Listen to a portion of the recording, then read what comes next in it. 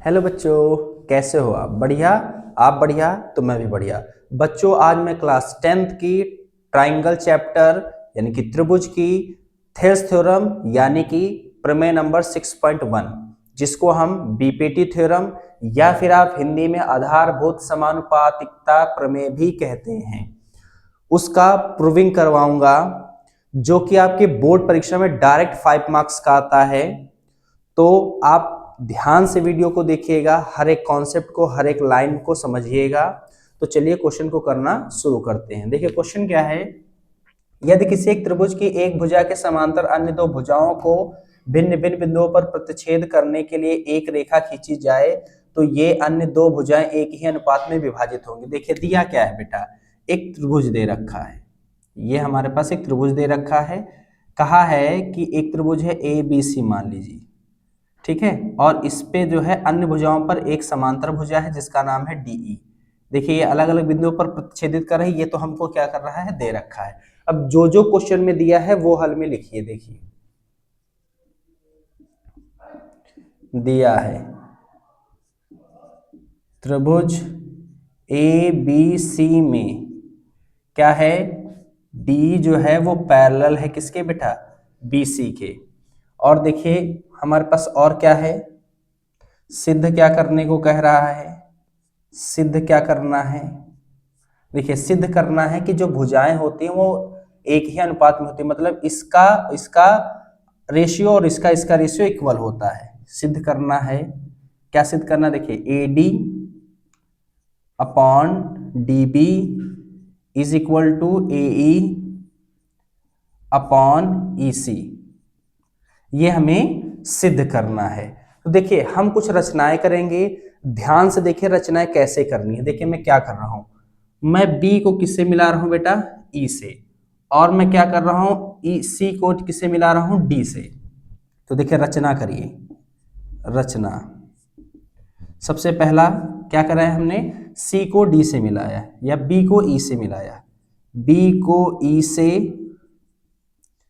तथा C को D से मिलाया।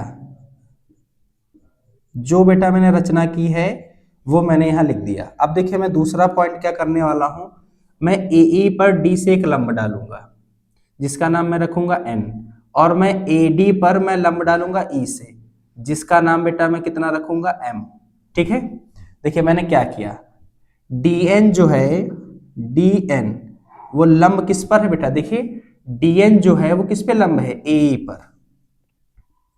तथा देखिए EM, EM जो है वो किस पे लंब है बेटा, देखिए EM किस पे लंब है, AD पर। लंब यहां पर बेटा हमने डाला और यानी कि इसको लिखेंगे खींचा है।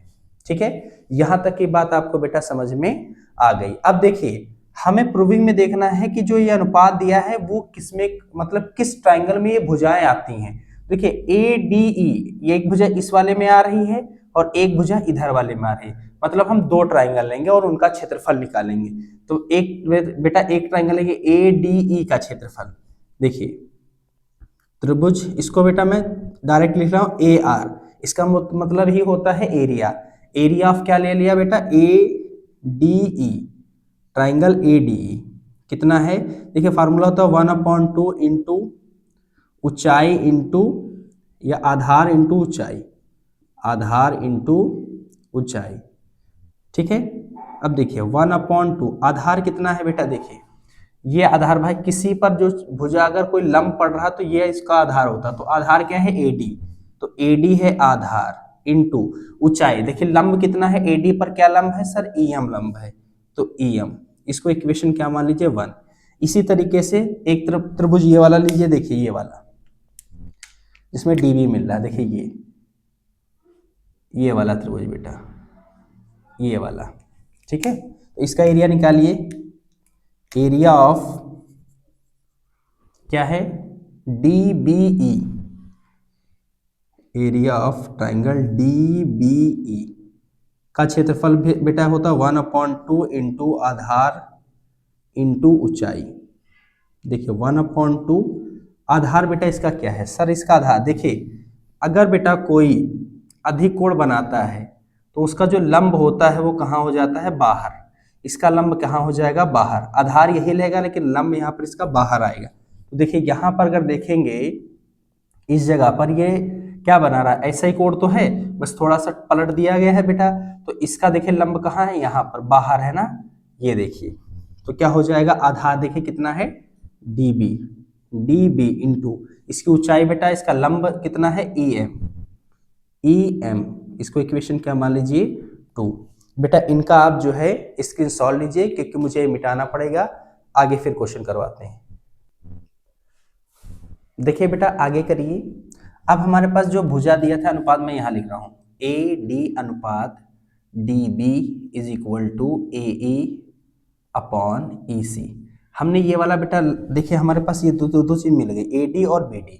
अब हमें AE और EC चाहिए, तो एक त्रिभुज ADE ले लेंगे, इसमें देखिए EC आ रहा है, और एक त्रिभुज बेटा ये वाला लेंगे, देखिए एक त्रिभुज ये वाला लेंगे, ये वाला त्रिभुज लेंगे, ये वाला देखिए थोड़ा डार्क कर रहा हूं, ये वाला लेंगे, ठीक है। तो चलिए इनका हम लोग निकालेंगे क्षेत्रफल।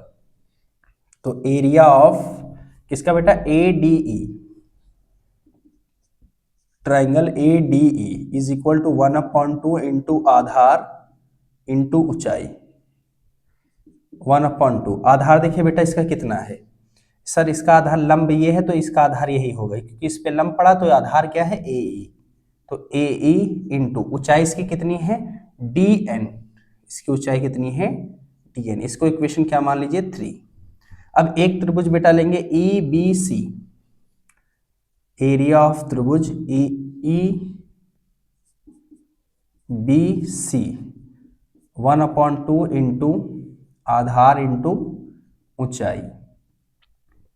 देखिए 1/2 इंटू आधार इसका क्या है बेटा, इसका आधार EC रहेगा, इंटू इसकी ऊंचाई देखिए इसका बाहर बन रहा है तो DN, इसको इक्वेशन क्या मान लीजिए बेटा 4। अब देखिए इक्वेशन 1 2 को डिवाइड करिए, यहां बेटा मैं लिख रहा हूं, देखिए समीकरण 1 व अपॉन समीकरण 2। देखिए एरिया ऑफ कितना है बेटा, ADE, triangle ADE upon area of triangle कितना है बेटा, देखिए DBE, वैल्यू रखिए, देखिए इसकी वैल्यू कितनी आई है 1/2 into AD into EM upon 1/2 into देखिए कितनी है ये DB इंटू EM।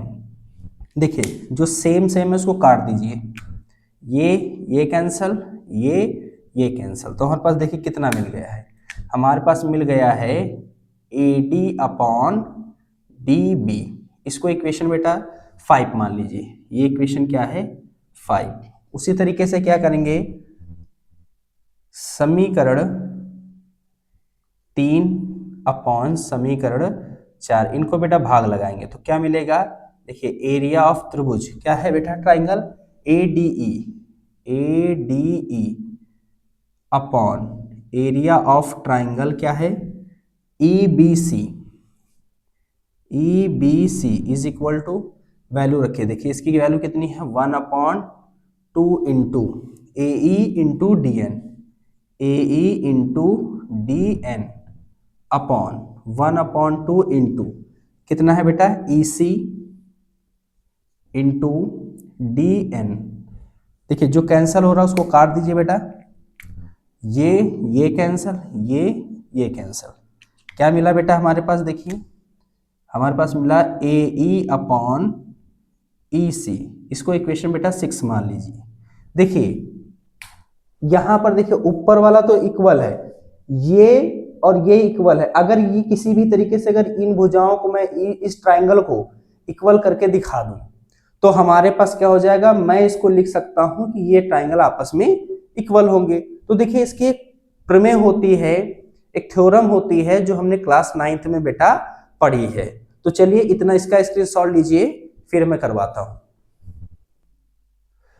देखिए बेटा मैं अगर इसको और इसको इक्वल कर दूंगा तो मेरे पास क्या आ जाएगा बेटा, ये दोनों जो है इनका रेशियो और इनका रेशियो इक्वल में हो जाएगा। तो देखिए इसके लिए क्या करेंगे, 9th में एक थ्योरम होती है, देखिए मैं कर रहा हूं, एरिया ऑफ ट्राइंगल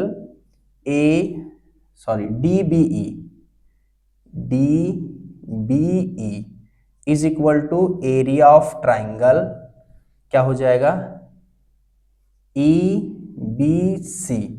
ये जो है बेटा, इस ट्राइंगल को मैं इक्वेशन 7 दे देता हूं।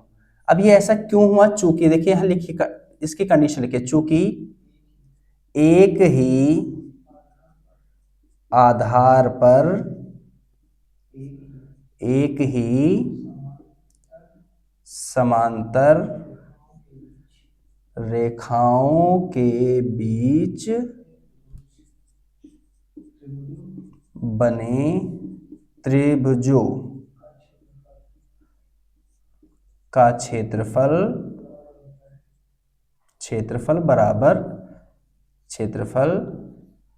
बराबर होता है। बेटा ये आपको जो है कंडीशन बतानी पड़ेगी, आपने ये बराबर किया तो कैसे किया, ये क्लास 9th की बेटा थ्योरम है, ठीक है। एक ही आधार और एक ही समांतर रेखाओं के बीच बने त्रिभुजों का क्षेत्रफल जो होता है वो बराबर होता है। देखिए कैसे बेटा, देखिए ये समांतर रेखा है, इन पे जो भी त्रिभुज बनेगा, एक ही रेखा और एक ही आधार से जो भी त्रिभुज बनेगा, वो सारे त्रिभुजों का जो मान है वो आपस में क्या होगा, इक्वल होगा, ठीक है बेटा। अब देखिए, अब अगर मैंने ऐसा कह दिया तो इक्वेशन देखिए 5, 6, 7, देखिए समीकरण 5, 6 और 7 से, समीकरण 5, 6 व 7 से मैं लिख सकता हूं कि AD upon DB is equal to AE upon EC, ये हो जाएगा। यानी कि ये भुजाएं, दो भुजाएं जो एक ही अनुपात में विभाजित करती हैं, ये इति सिद्धम हो गया। उम्मीद करता हूं बेटा ये आपको क्वेश्चन का कॉन्सेप्ट समझ में आया होगा। आप इसको करिए, प्रैक्टिस करिए, क्योंकि ये प्रैक्टिस से क्वेश्चन आएगा। जितनी बार आप लिख के प्रैक्टिस करेंगे तो आपकी गलती होने के चांसेस कम हो जाएंगे। तो मैं इसकी सेकेंड थ्योरम 6.2 अगले पार्ट में लेकर आऊंगा। तब तक के लिए बेटा धन्यवाद।